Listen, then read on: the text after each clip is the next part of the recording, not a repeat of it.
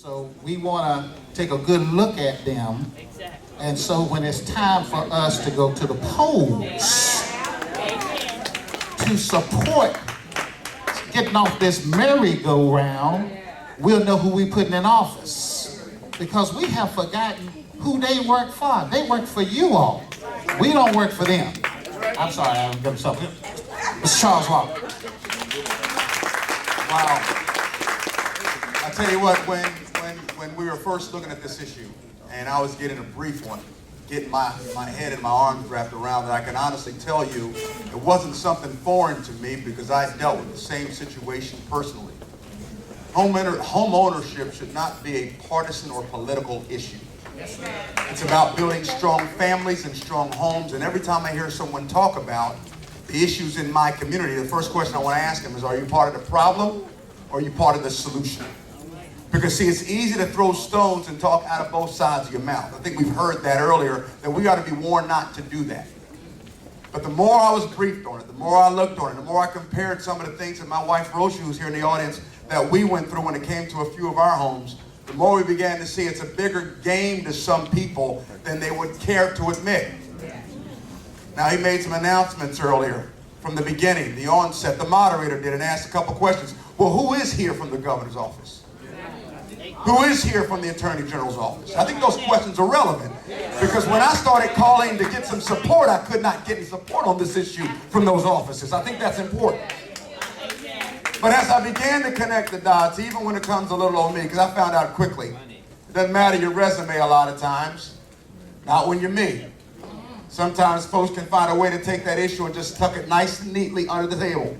So I don't come with sweet conversations and nice words because I understand that arrows sometimes can come from both sides, from the front as well as for the back.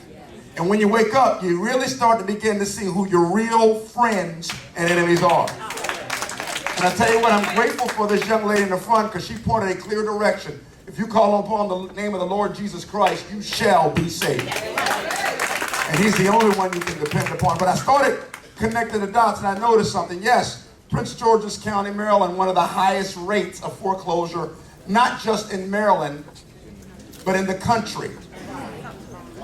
Maryland did not make the cut of the top 18 states to get provided support for foreclosure and home ownership. And when you look at it, the first thing I hear all the time, regardless of party affiliation, is, well, Charles, if you would pay your bill, there wouldn't be a problem.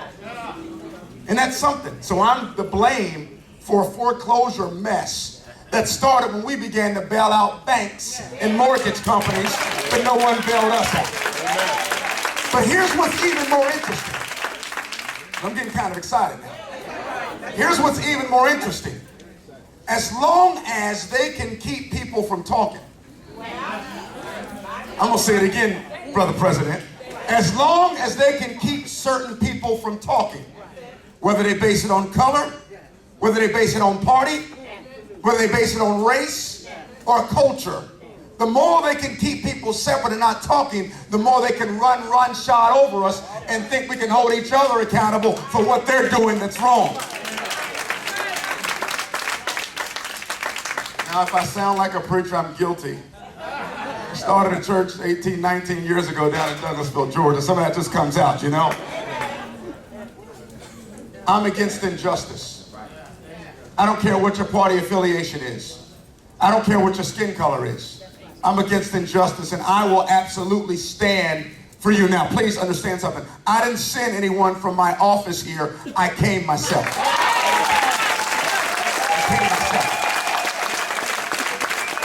I didn't need anybody to speak to you on my behalf. And when we began to put this thing together and plan this thing, I arrived myself.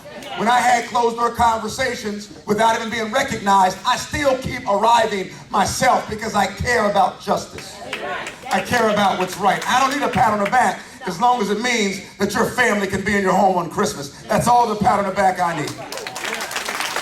So here's what we will do. I recognize that this organization, Carmen Johnson and many others, are fighting together. But I want you to know something. You're not alone. We've got Republicans and Democrats. We have black, we have white, we have Latinos. We're in this together. The days of them keeping us separated are over.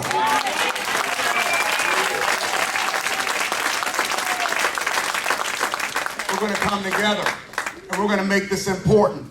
And just in case you want to know how important something is to someone, just find out who shows up. Thank you all so very much. My prayers are with you. And one more thing, on behalf of my family and myself as a Marine officer and a businessman, if I'm fortunate enough to serve you in the highest capacity office in the state as your governor, there will be a moratorium. I will stand with you, and we'll get this thing going in the right direction. Thank you very much.